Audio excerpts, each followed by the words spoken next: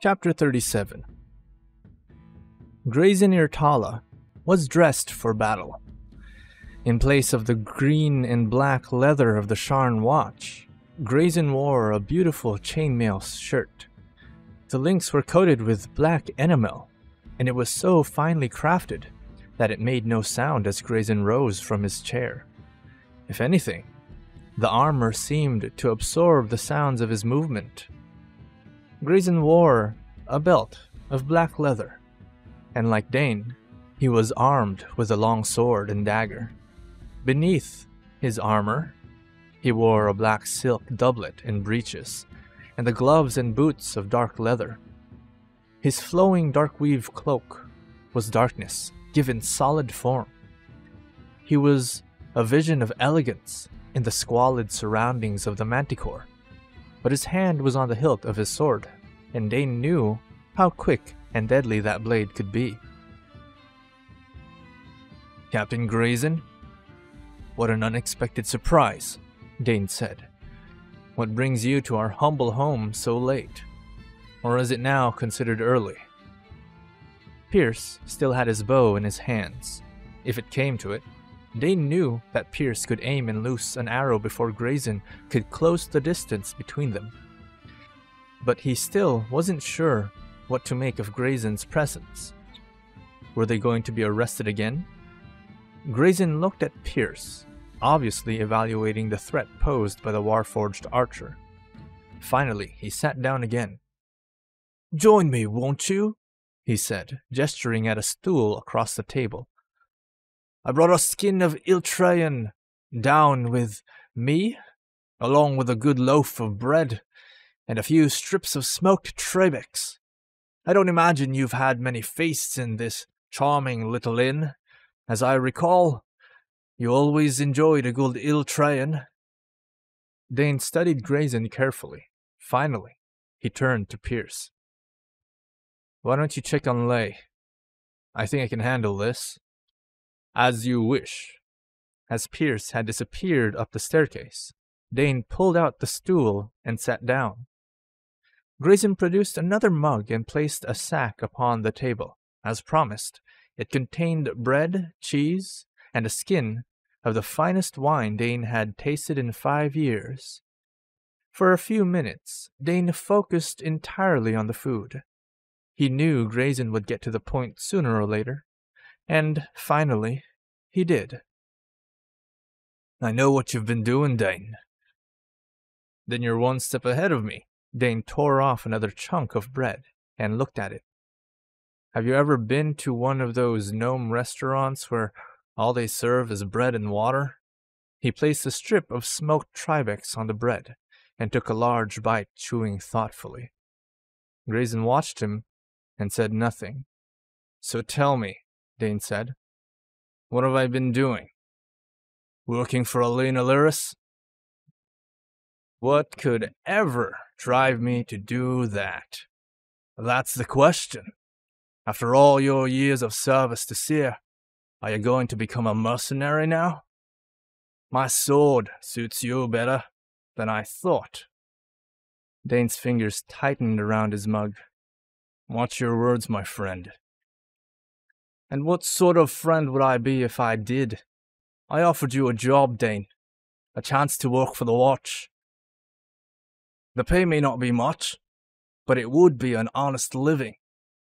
From what I've heard of Sharn, there's little honest about the Watch." Now it was Grazen's turn to scowl. "Besides, I served Seer. I spent the last 6 years fighting Berlanders. What could possibly bring me to risk my life defending them?" "What could possibly bring you to work for Lyris? I asked you first." Grazen drained his mug and set it down. "Fine. Let me talk straight with you, Dane. Out of respect for the friendship we had in the past. If nothing else. Whatever Alina has you searching for, when you find it, I want you to bring it to me. I don't know what I'm willing to match whatever she's paying you. I've come into quite a fortune through my marriage, and I can do it. Whatever it is, Whatever the price. I don't understand. Why would you be interested? Because whatever it is she wants, I don't want her to have it. Do you need a better reason? Grayson looked. Even if I was working for Alina, don't lie to me. You were never good at it, and I hate to see you lying for her. Dane closed his eyes and took a deep breath. Fine. So I'm working for Alina, and I made a deal, Grayson. I agreed to do a job. Are you asking me to break my word? I thought you believed in honoring commitments. Does Alina? I've never known her to go back on her word, but I've certainly seen what she does to those who betray her. Dane, you're on the wrong side here. And you're on the right side? I'm not on anyone's side. I'm just trying to offer you a way out. Dane pondered this for a moment. Do you remember my friend, Jode, the halfling? Yes. He looked straight into Grayson's eyes. He's dead. I think he was killed by Alina's enemies.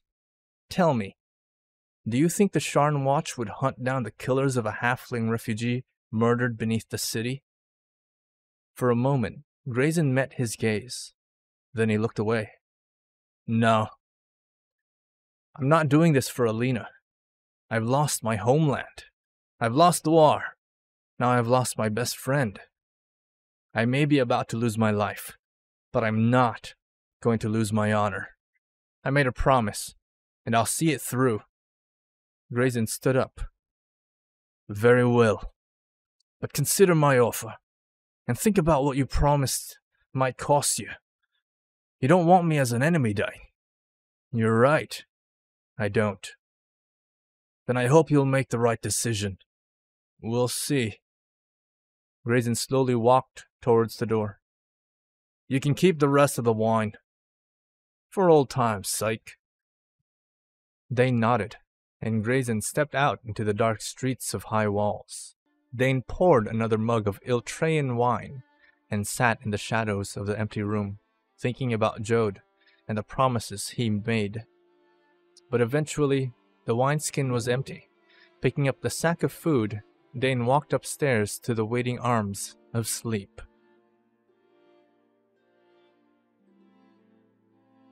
Interlude. No light broke in the depths of the sewers. No source of illumination, yet somehow the darkness did not hinder his sight. Shades of gray and blue painted the world, but he could still make out every detail of his surroundings. The murky water lapping at his feet, the vast mountain of waste towering before him, and the four bodies stretched out at the foot of the hill, now without the slightest sign of rot or decay. It's a sad sight, isn't it? The voice was a shock. Dane spun, the motion sending a splash of water across the waves. There was Jode, perched on the wreckage of an old stool, looking every bit as alive as he had last morning. Jode? But you're... He looked back at the midden heap.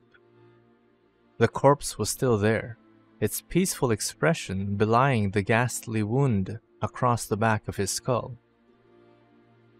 Dead? Perhaps. Perhaps not. He inclined his head, tapping the faintly glowing dragon mark spread across his scalp. You didn't find my mark, Dane. So how do you know you found me? What really defined me? He smiled and hopped down off his perch. Water's a bit deep here, he said, wading over to where Dane stood. He looked down at the corpse. Tell me, Dane, where am I in that? Can you see me in that corpse? No. There you have it. You said it yourself. If anyone could find a way to swindle the Keeper of Souls, it would be Jode. So why are you so worried about me?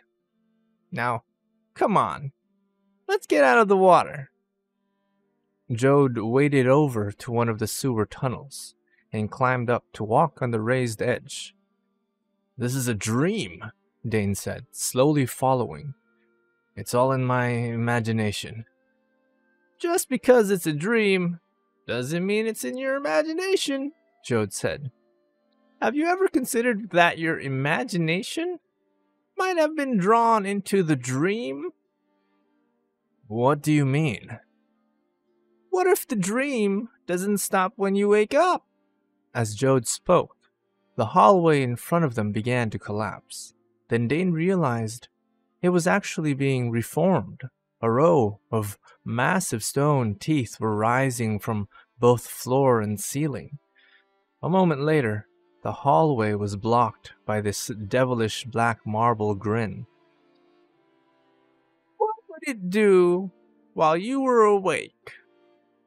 Dane spun around, but a second row of teeth had sealed the hallway behind him.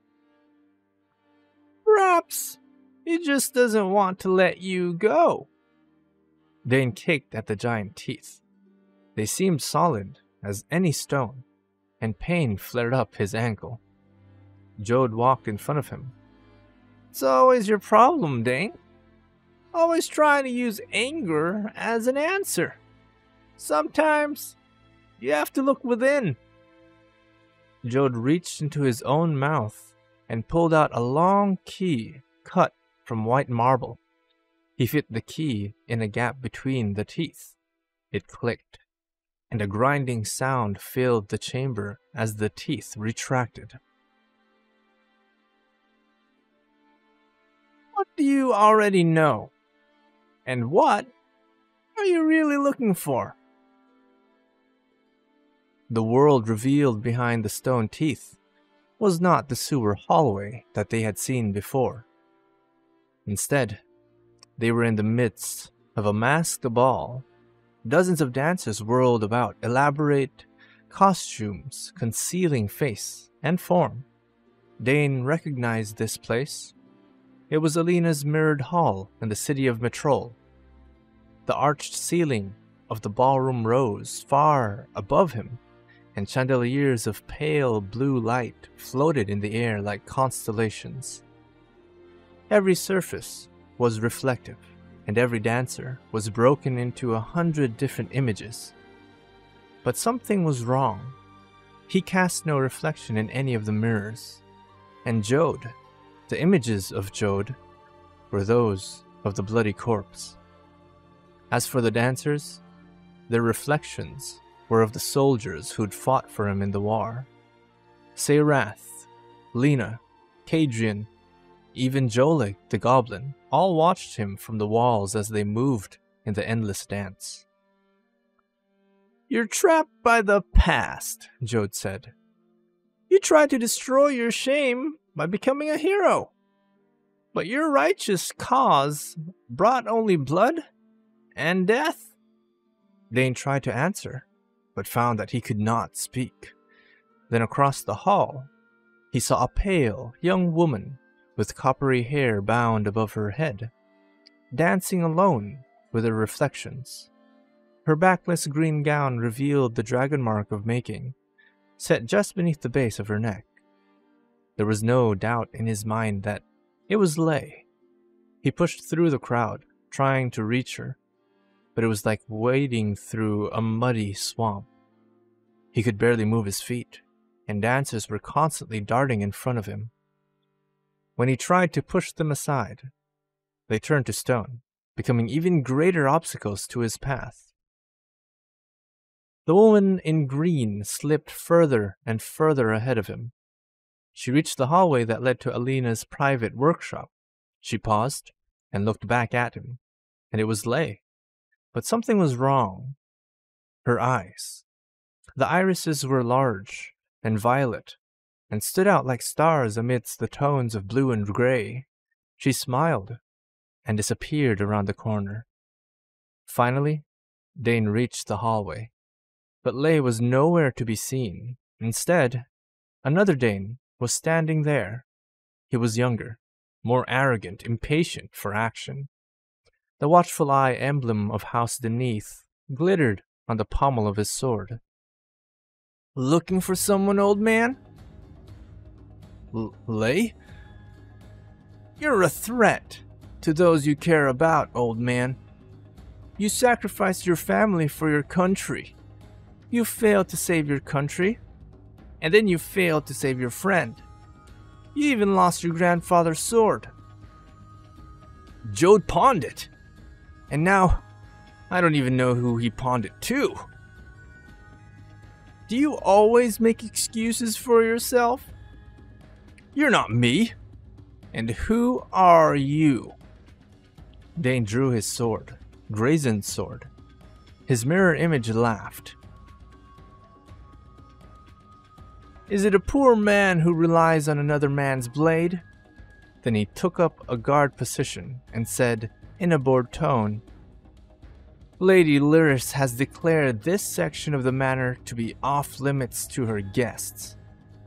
If you'd like to survive the evening, I suggest you go back the way you came." Dane leaped forward with a lightning thrust that should have speared his double through the knee, but his enemy swept the blow aside with a sweeping parry. He barely blocked the lazy riposte that followed, and his blade hummed from the impact. "You're fighting yourself, Dane," his double said. He countered an attempted double thrust, nearly sweeping the sword from Dane's grip with a circular parry.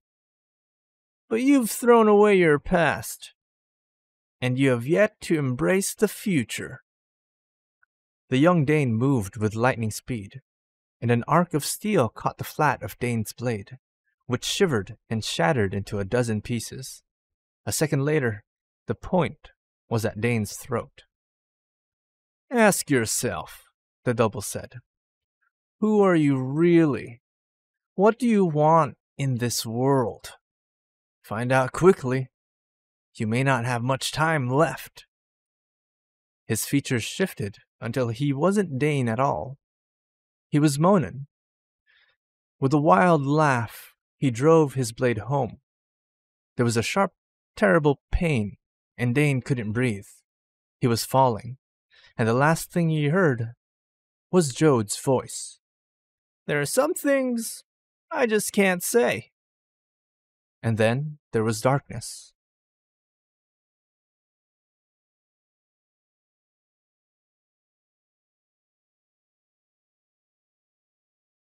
Chapter 38. Dane jerked upright.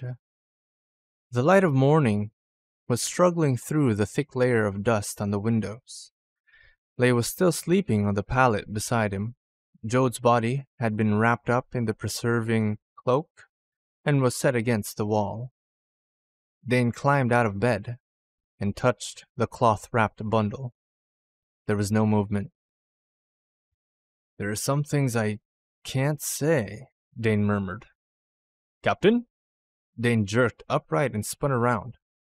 It was only Pierce, but it took a moment for Dane to recover from the shock. Lay stirred.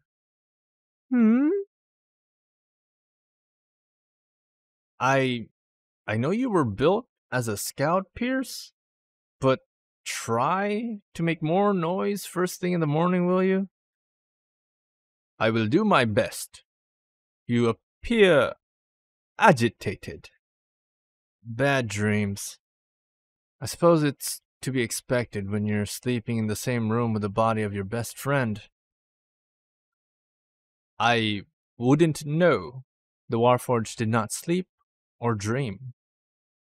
A few Galifars had secured the room at the Manticore for another week, and also convinced Dassi to produce a heartier meal for the general and his men.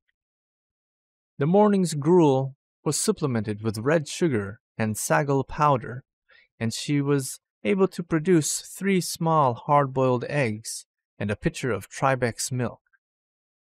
When Dane returned to the room, Lay was fully awake. "Here," he said, setting the platter on the ground. "I think they're lizard eggs, but anything solid sounds good to me." Lay shrugged. She picked up one of the eggs and cracked its green speckled shell. Do you need more sleep? He asked. No, she said. I'm fine. And the work? You've got two. I had to break up the third, and it's a hasty job. I can't promise how long the enchantments will hold. Well, 2 is better than none. He tried the gruel. Not bad. Once you add the sagel. Remind me to get you some of that next time we're in the field. Lei said nothing. Her eyes were still on Jode. Dane sighed, embarrassed by his own attempts at levity. Let's get started. When we arrived in Sharn, Alina Lyris hired us to find her dragon shards, which had been stolen by Raciel, her courier.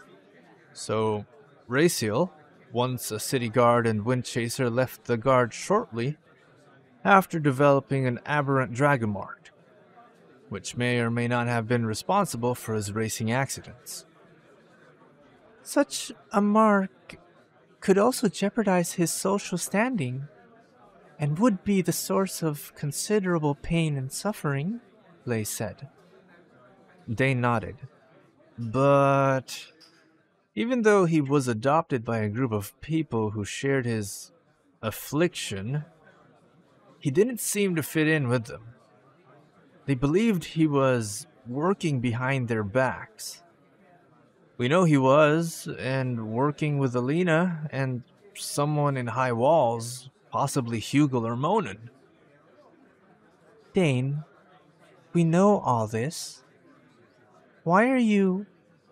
Just thinking out loud, he replied. Bear with me. 3 nights ago, Raciel brings a shipment of contraband shards in, but he fails. He fails to deliver them to Alina. Now he's our first corpse.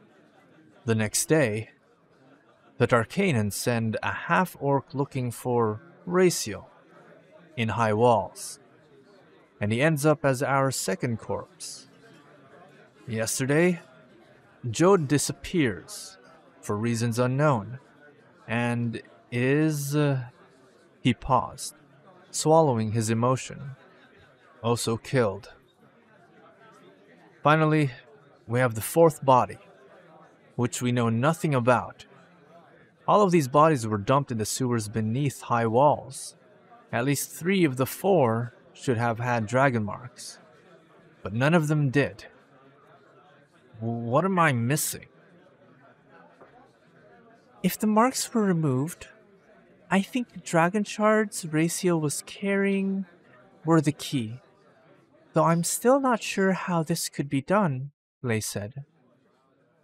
We were attacked by a group of humans that had been somehow altered and enhanced, Pierce said. They appeared to want to capture Jode alive. True, Dane said. However, the leader of the group was a changeling.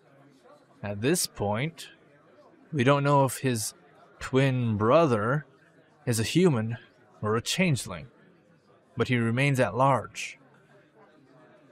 As for Jode, Lei said, if they can remove dragon marks, they may have needed him alive in order to extract his dragon mark.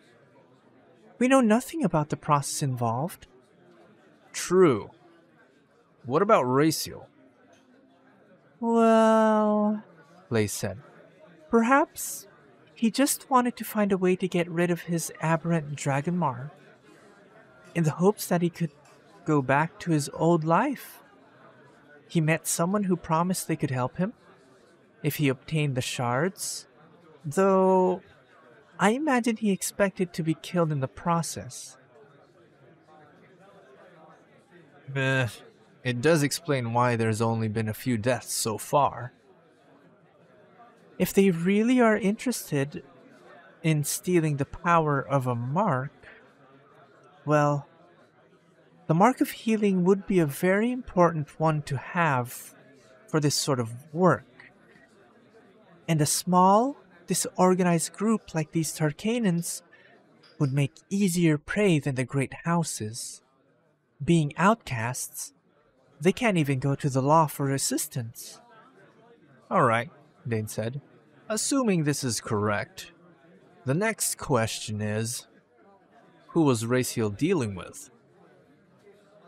If you accept that the person dealing with Raciel was the same person who wanted to kidnap Jode, we're dealing with Hugel or Monin.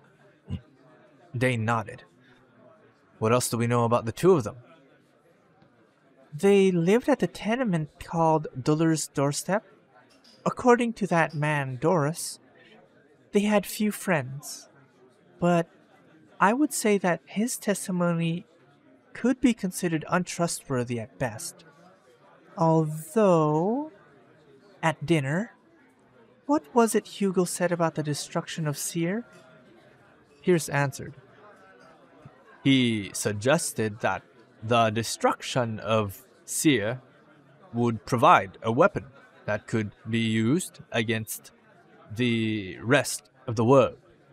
That's right, Dane said. Supposedly, he was in Seer when the disaster came, even though we searched for months and never found any survivors. Also, that old seamstress with the eye in her palm.